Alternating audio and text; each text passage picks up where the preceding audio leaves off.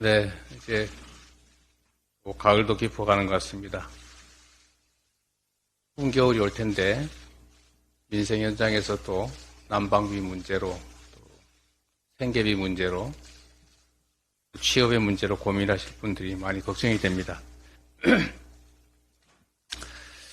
수출 모범생이라고 할 수 있는 우리나라가 지난 상반기에만 35조 원가량 무역수지 적자를 기록했습니다. 안타깝게도 하루아침에 208개국 중에서 200위로 순위가 급락했습니다. 2017년에 세계 5위였던 거에 비교해보면 참으로 격세지감이라고 할 수 있겠습니다. 내수도 극심한 침체입니다. 그런데 물가는 계속 오르고 있습니다. 수출도 내수도 힘든 경제, 민생 위기 상황입니다. 누가 나서겠습니까? 정치가 나서야 하고 그중에서도 정부가 나서야 합니다. 예산은 고통받는 국민의 삶을 지탱할 최소한의 안전장치입니다. 그리고 무너지는 경제를 지켜낼 마지막 보루입니다. 윤석열 정부는 1년 반 동안 정말 아무 대책 없이 경제와 민생을 방치했습니다. 이제 민생 예산은 물론이고 미래 성장을 견인할 R&D 예산마저 삭감하겠다고 합니다. 참으로 어처구니가 없습니다. 예를 든다면 이런 겁니다. 가족들이 배가 고파서 영양실조에 걸렸는데 형편이 어렵다고 밥을 굶기는 것 같습니다.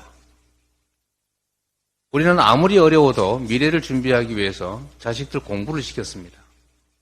그런데 형편이 어려우니까 공부는 무슨 공부냐? 그냥 밭에 일이나 가자. 이러고 있는 겁니다.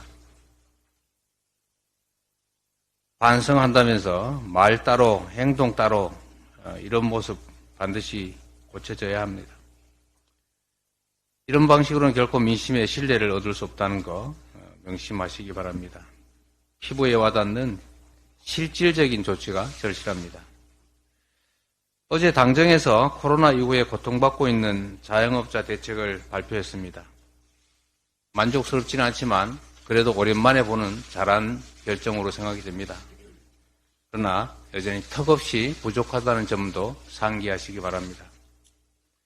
윤석열 대통령께서 내일 국회에 오십니다.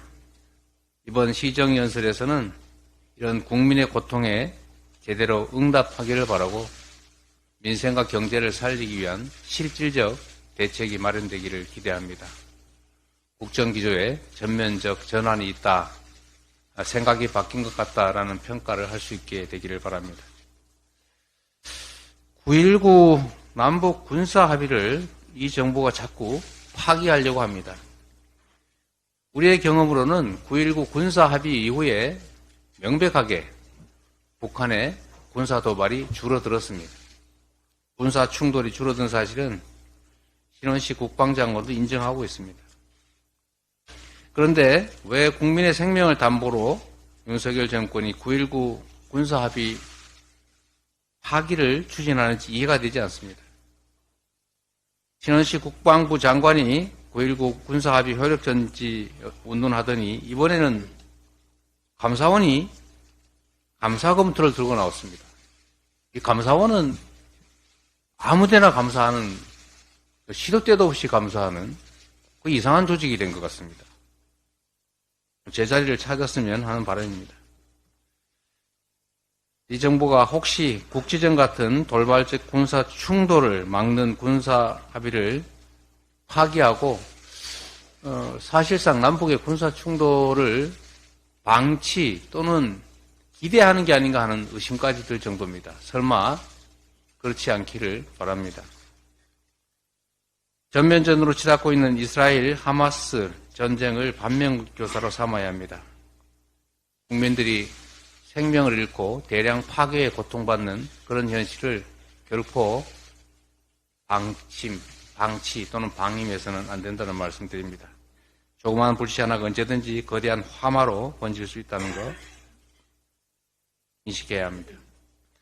국가의 제1 의무가 국민의 생명과 안전을 지키는 것이라는 점 명심하고 싸워서 이기는 것보다 싸우지 않고 이기는 것이 더 낫고 그것보다 더 상책은 싸울 필요가 없는 평화를 만드는 것이다 라는 점 명심하시기 바랍니다.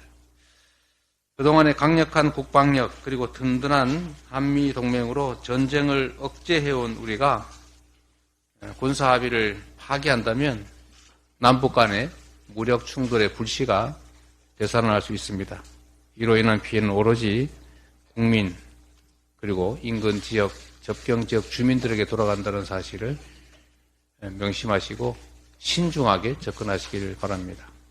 이상입니다.